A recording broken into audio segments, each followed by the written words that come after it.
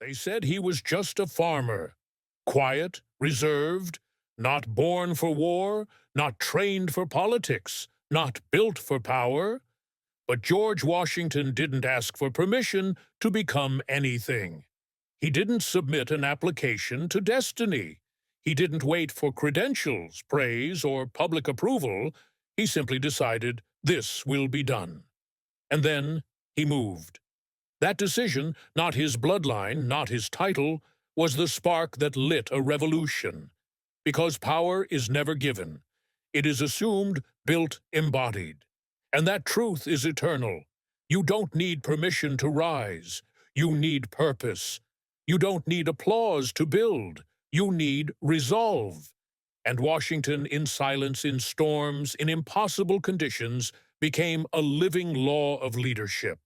A man who forged power out of chaos, not because he wanted fame, not because he chased comfort, but because he believed in something more permanent than safety liberty. And liberty demands leaders. He led not because he was the loudest voice in the room. He led because he was the most committed. His character was a fortress, his discipline a silent weapon, his presence a signal of certainty in a world full of fear. While others debated theory, he moved troops. While men waited for orders, he crossed rivers in the dead of night. While politicians argued under candlelight, he fought without sleep, without boots, without guarantees. Because history doesn't belong to the comfortable. It belongs to those who move. He understood a principle so few ever grasp, that power is a burden, not a throne. And only those willing to carry that burden without recognition are worthy of it. You were told to wait, to study more, to get approval. But Washington reminds you that leadership is not granted. It is declared, and then proven through suffering. Your life does not change because you know what to do. It changes when you demand it of yourself with the weight of war pressing on your soul. Washington didn't become a legend because he wanted to win. He became one because he refused to lose. His strategy was commitment. His roadmap was clarity. His fuel was fire. And make no mistake, he bled. He broke. He buried men. He lost battles, but he never lost the war within. Because he knew if the internal is unshakable, the external must obey. What are you waiting for? A perfect plan, a mentor to approve you, a moment that feels right. There are no perfect conditions. Washington didn't lead because he was ready. He led because the moment demanded a man who would not bow. The world doesn't need more talkers. It doesn't need more perfectionists. It needs builders, movers, men and women with clarity in their chest and storms in their eyes. It needs you unpermitted, uninvited, unstoppable. You build power the same way he did, in private, in pressure, in pain. There were nights when the revolution seemed lost, when supplies ran dry, spirits ran lower, and even nature seemed to mock them with winter's cruelty. But Washington held the line not just against the enemy, but against fear itself. Because every great leader must win two wars, the one before him and the one within him. And the inner war is always the harder battle. Washington defeated doubt by replacing it with decision. He killed hesitation with motion. He silenced fear with faith, not blind hope, but a faith forged in fire. He didn't need certainty. He needed conviction. He didn't need to see the entire path. He needed to take the first step and then force the path to reveal itself. That's how all power is built. It is not gifted by kings or granted by crowds. It is sculpted in hardship, in silence, in solitude. And the great secret, you already have what it takes. The bloodline doesn't matter. The resources don't matter. the environment, the support, the praise, none of it matters if the spirit is weak. But if your resolve is absolute, then mountains will bow, storms will part, and the world eventually will obey.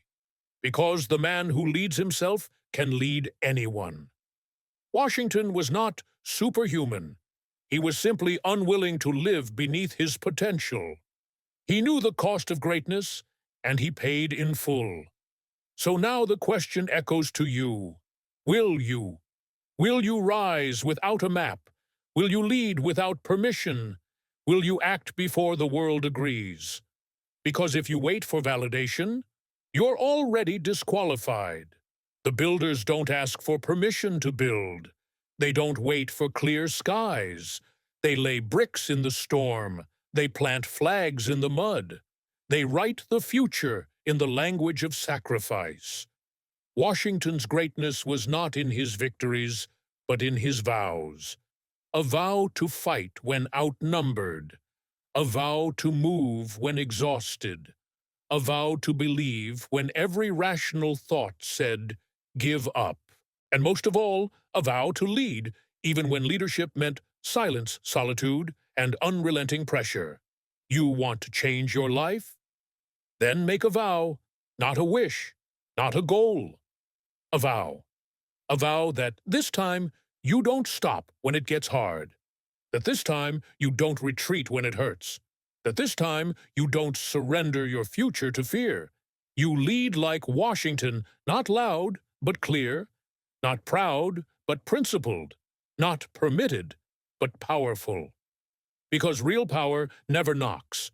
It kicks the door in with discipline, with vision, with action. And that power is in you. You just have to claim it. The battlefield isn't just war-torn soil. It's your morning routine. It's the decision you make when no one's watching. It's how you answer the question, do I rise or retreat? Most men lose not because of defeat, but because of delay. They wait for readiness, for approval, for guarantees.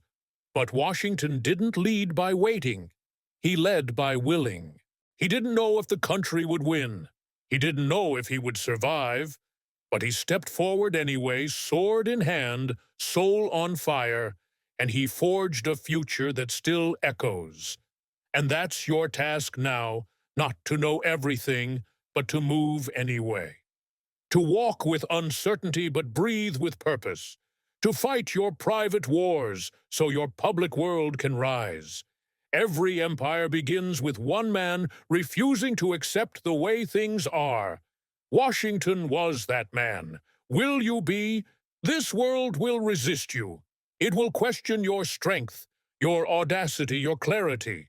It will throw storms, setbacks, silence. But none of it can break you unless you allow it. Remember, this law pressure doesn't expose weakness. It exposes truth. And truth is where your power begins.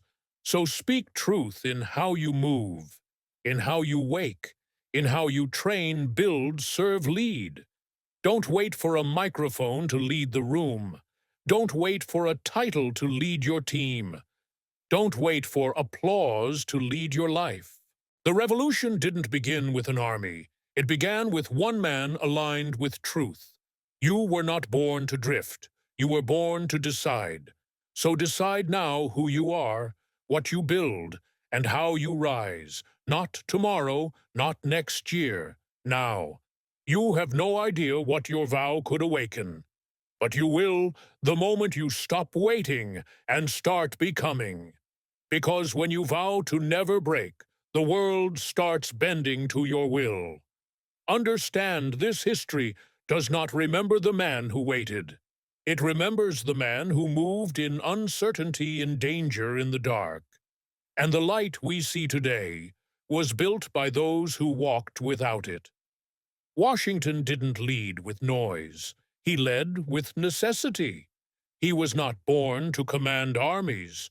He forged himself into the man the hour demanded. And you must do the same.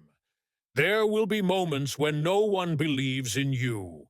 That is your test. When even those you fight for doubt, that is your fire. When the voices in your mind scream, turn back, you must become the louder voice, advance. And that voice must be trained, fed, strengthened, not by comfort, but by the cold, not by applause, but by silence, not by ease, but by elevation. There will be blood, there will be loss, there will be days you question your path. But if you stay, if you rise, if you refuse to fold, you do not just win the war outside. You win the one that truly matters, the war within. Power is not a result, it's an identity. It is earned in the repetition of relentless action. It is built by the man who says, I am responsible even when the burden is crushing, especially when it is. Washington's revolution wasn't just against tyranny, it was against the lie that man was meant to be ruled.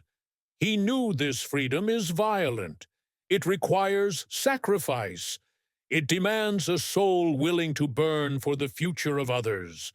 And that kind of soul lives in you. So build your life like a revolution. Build it as if others will live or die by your courage. Because in ways unseen, they already do. Your family, your team, your legacy, they're watching. And they won't remember what you said. They'll remember what you embodied. The hours you rose early, the projects you finished without praise, the battles you fought in silence, the days you didn't break. Washington never fought alone because those around him mirrored his motion. That's leadership, not control, not domination. Example. So be the example. The blueprint. The standard. Not just in public, but in private, especially in private. Because the real test is not how you lead when the eyes are on you. It's how you build when no one's watching. That's the Washington Code resolve in silence, relentless in solitude. And in doing so, you become something rare. A man who doesn't just follow rules, he becomes the rule. A man who doesn't wait for the world to get better, he becomes better, and the world catches up. A man who does not seek the path, he builds it, step by bruised step. Now hear this, the path is open, but only to those willing to bleed on it.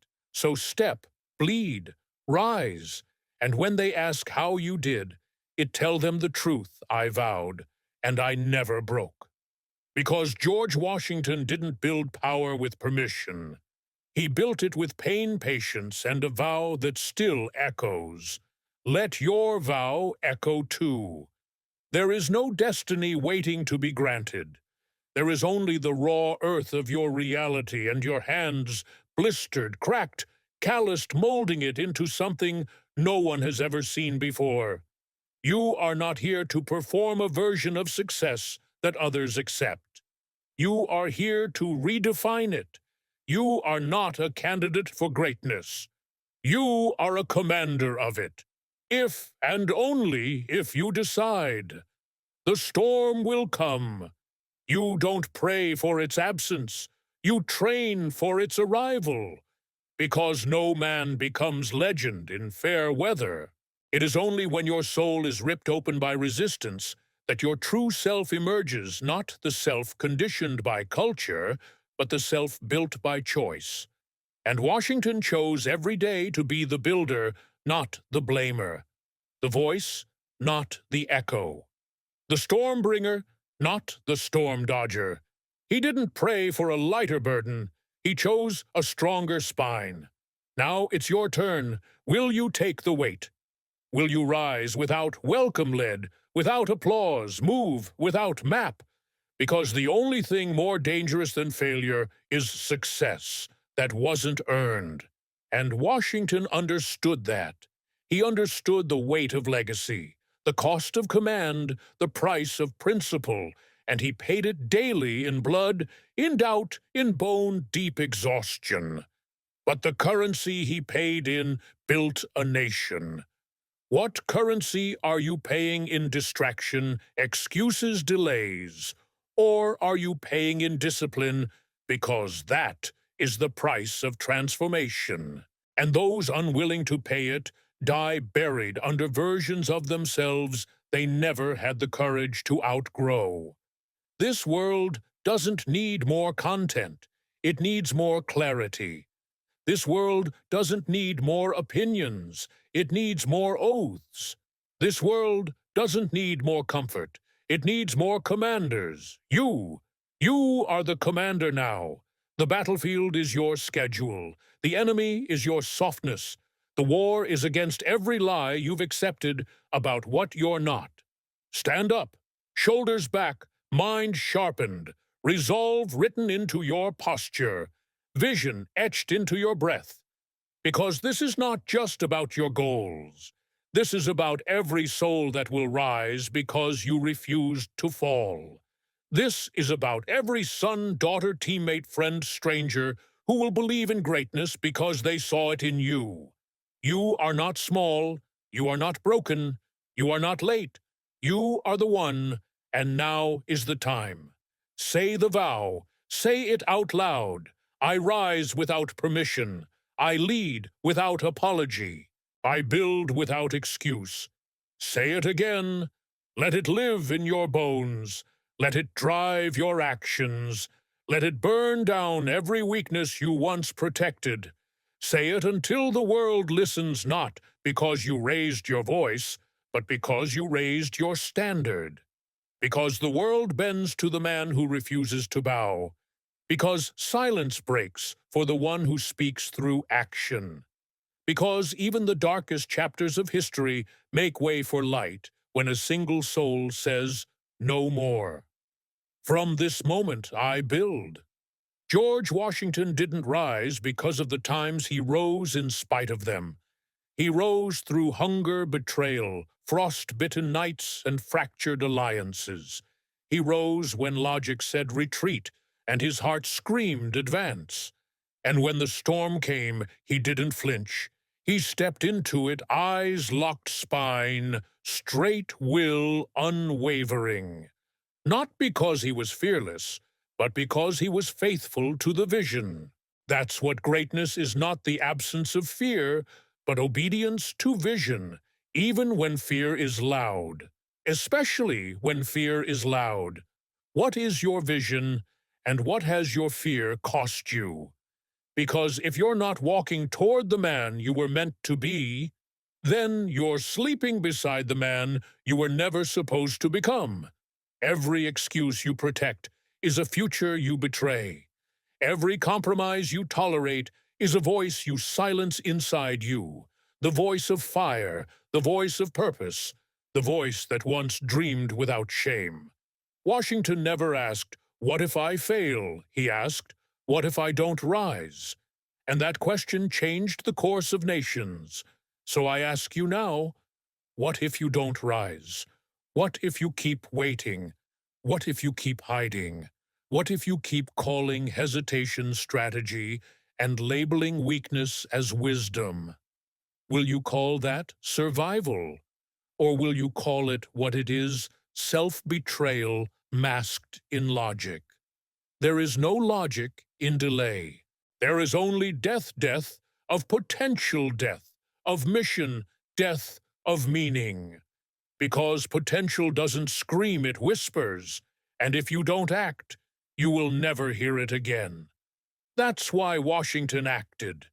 He heard the whisper of a new world. He heard it through muskets and snow, through fear and failure, and he moved not because the path was certain, but because his heart was. That is your compass. Not comfort, not clarity, not applause, conviction. Conviction is what separates the remembered from the forgotten, the builders from the consumers, the legends from the lost. And conviction is not given. It is chosen. You don't find it. You forge it in fire, in cold, in war. Washington was a man of war. Not just with weapons, but with inner war every day. Between the voice that said, rest, and the voice that said, rise. and he knew the voice you obey becomes your master.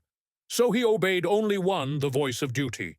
That voice said, "Move when tired, lead when doubted, serve when unseen."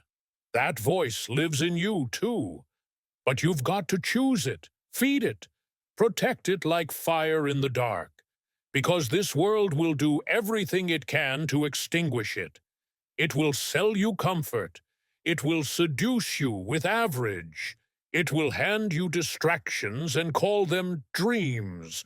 And if you're not careful, you will accept it. You will begin to believe that quiet compliance is peace, but it's not. It's slow death. Peace doesn't come from hiding. It comes from battle fought and won. You don't get to skip the fire. You don't get to skip the storm. You walk through it, and in doing so, you earn the right to lead others out. That is why Washington is remembered. Not for perfection, but for persistence. Not for ease, but for example. And example is what the world follows. They followed him across rivers, across snow, across fear. What will they follow in you? Will they follow your hustle or your hesitation? Will they follow your discipline or your distractions? Will they follow your sacrifice or your stories? Because people don't follow words, they follow evidence. Washington's evidence was his endurance, his integrity, his scars. What's yours? Where is your proof of belief? Where is your proof of identity? Where is your proof that you are not just a man with ambition, but a man with allegiance to a standard, to a vow, to a legacy larger than himself? You say you want to lead, then live in a way that demands others rise around you. You say you want wealth, then structure your hours with the precision of a general. You say you want peace, then go to war with every part of you that tolerates weakness. You say you want greatness, then die to the version of you that accepted good enough. Because good enough is not your purpose. Comfortable is not your calling. Normal is not your name. You were not born for mildness. You were born to move mountains or be buried beneath them trying. And if you're buried, let it be with your hands bleeding from building something that mattered. Let it be said that when the fire came, you walked into it. Let it be said that when fear spoke, you answered louder. Let it be said that you didn't wait. You didn't wish. You decided. And your decision, like Washington's, changed everything. Because power isn't something you're given. It's something you become. Because the man who becomes power never asks for it. He commands it with how he walks, with what he tolerates, with how he shows up when the world stops watching.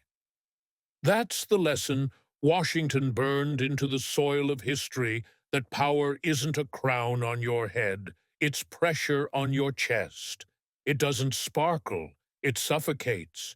And only those who breathe through that weight are worthy of the echo.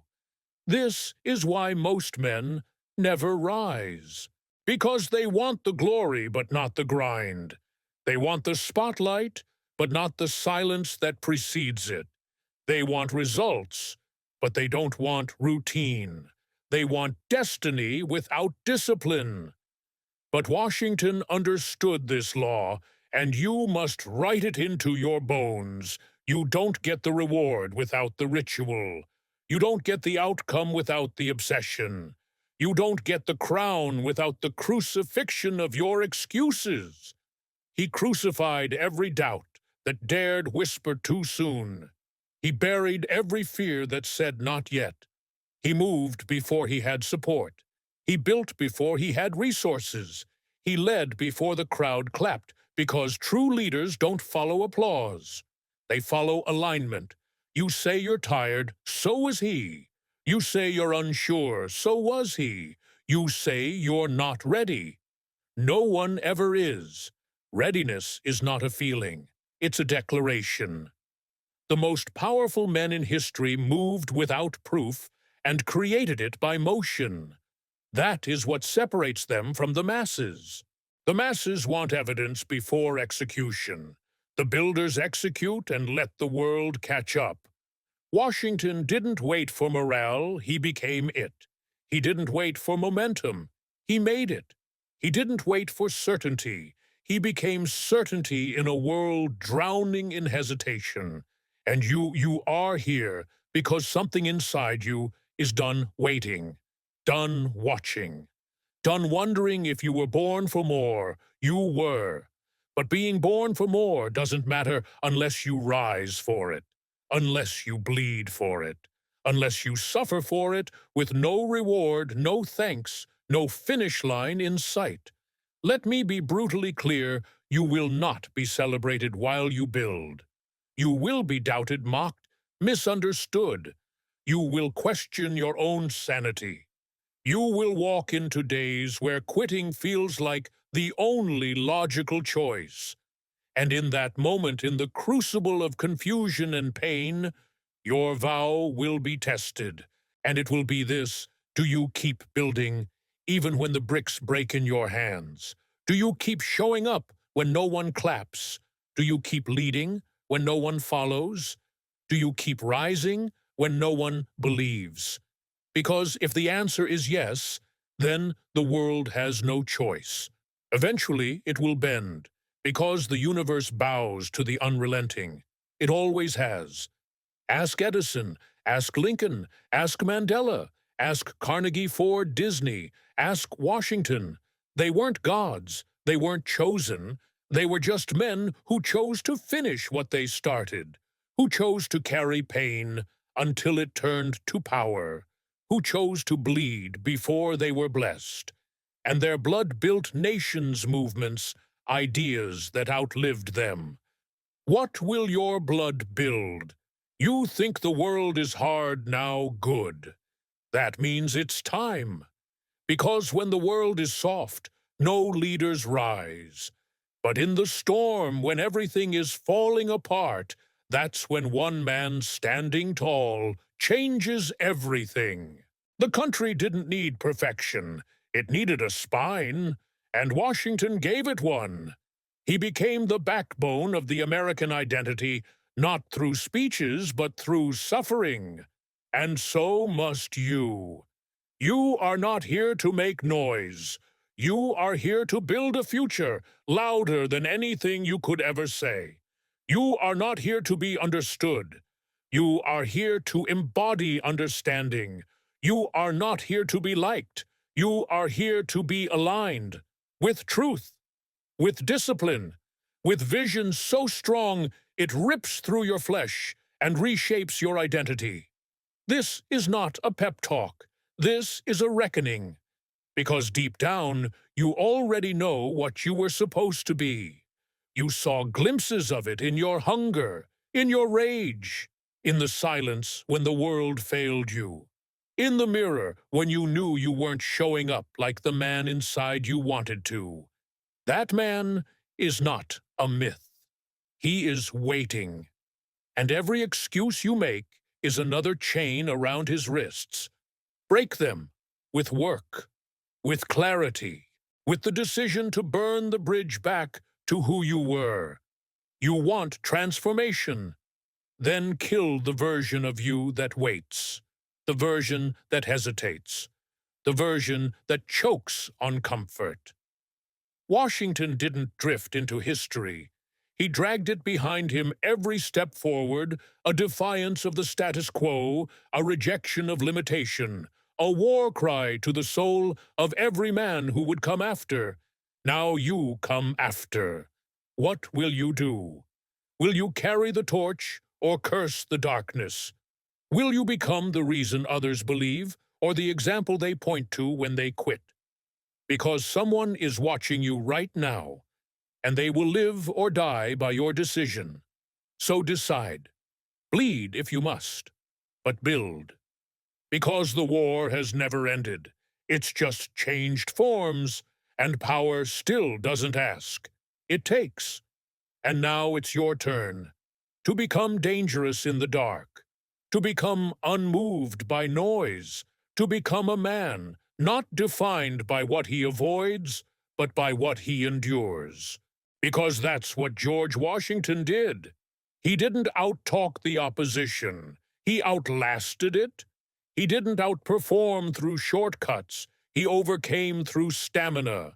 He didn't rise because he had all the answers. He rose because he refused to die with the questions. This is the law: you don't become great. By avoiding the fire, you become great by carrying it. Every morning you rise and do the work without feeling. Every night you lay your head down, knowing you gave more than you had. Every moment you stare down your excuses and choose execution anyway. That's how the fire grows, and the world fears a man on fire. Washington didn't have all the tools. He didn't have the army. He didn't have the money. He didn't even have the unanimous support of his people. But he had clarity. He had conviction. He had the patience to suffer and the fury to persist. And when the world pushed, he didn't flinch. He planted his flag in the dirt and said with his actions, "I am the storm. Come test your God." Can you say the same? Not with your lips, with your life. Not on the internet, in the mud. Not in theory, in blood, in sweat, in late nights when no one sees, and early mornings when no one helps. That's what legacy demands. Not talent, not permission, just a vow you don't break. You want to be remembered, then you'd better become unforgettable. You want to be followed, then you'd better become unshakable.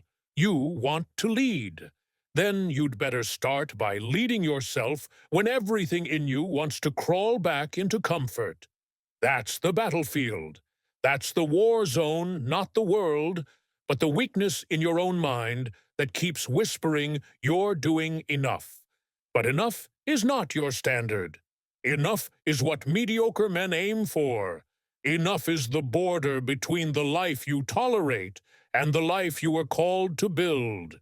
You want to build power, then exceed enough. Crush it. Replace it with a law that says, if I can still breathe, I can still build. This was Washington's code, his fire. He didn't move when the path was clear. He moved so the path could exist. And now it's your turn to do the same. To move while afraid. To act without applause. To suffer without complaint. To build without blueprint. To rise without anyone holding your hand. This is not a motivation. This is a mandate.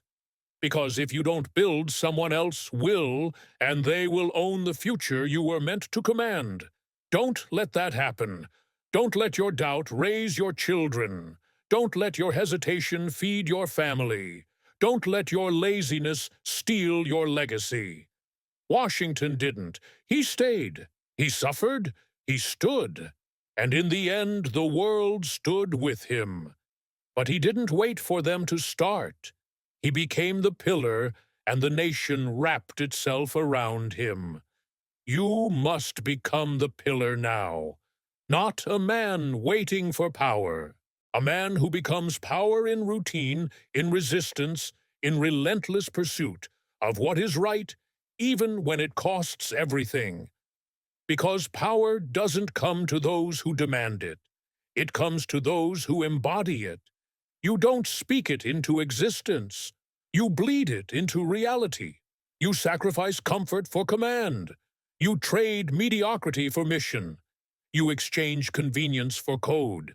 And you make one decision: I will become the man who builds, or I will die trying. Because that kind of man, once awakened, cannot be stopped. Not by fear, not by failure, not by storms, governments, betrayals, defeats, not by the opinions of weaker men, not by the lies of a soft world, not by the scarcity of the moment.